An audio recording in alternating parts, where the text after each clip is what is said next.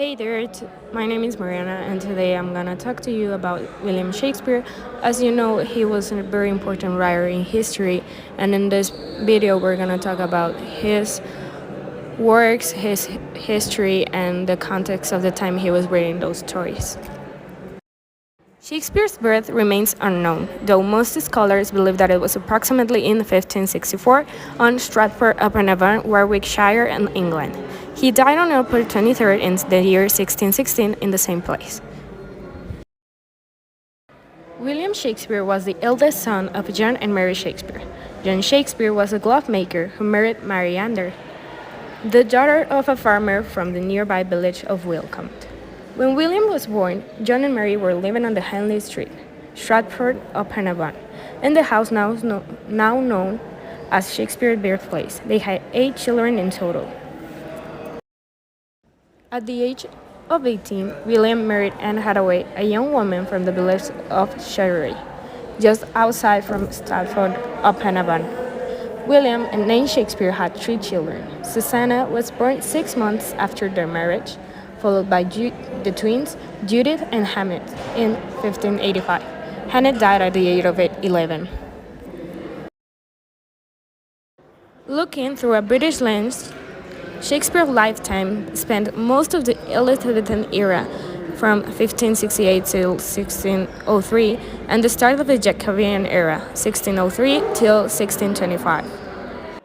In this period, London was gaining importance as a trading city and was beginning its rapid growth to become one of the first metropolis in Europe.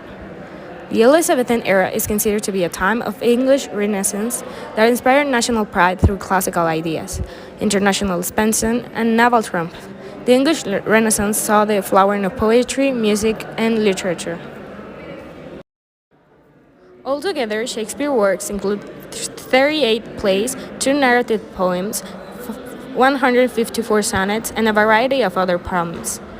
His works have been translated into every major living language. And nearly 400 years after his death, they continue to be performed around the world. During his time in London, Shakespeare's first printed works were published.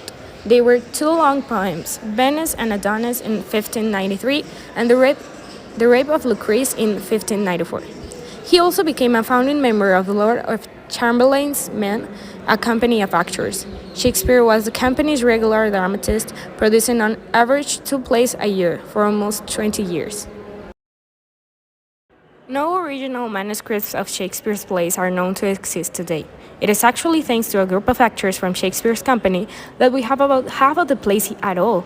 They collected them for publication after Shakespeare died, preserving the plays. These writings were brought together in what is known as the first folio. Folio refers to the size of the paper used. It contained 36 of his plays, but none of his poetry. Talking about his plays, we're going to do a little analysis of Othello. Othello is one of Shakespeare's 5 best-known and widely studied tragedies. Othello has more in it than jealousy, the green-eyed monster, and implied racial hatred.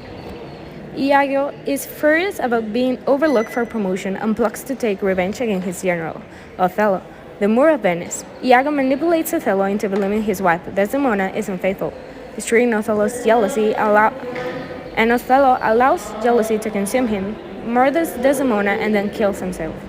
In this play, we can see that Othello's tragic flaw is his pride. It's not simple noble or military pride concerned with doing the right thing, but rather a self-serving and self-regarding kind indeed, self-regarding to the point of being self-destructive. Then we have Macbeth, which is a tragedy that tells the story of a soldier whose overriding ambition and thirst for power cause him to abandon his moral and bring about the near destruction of the kingdom he seeks to rule.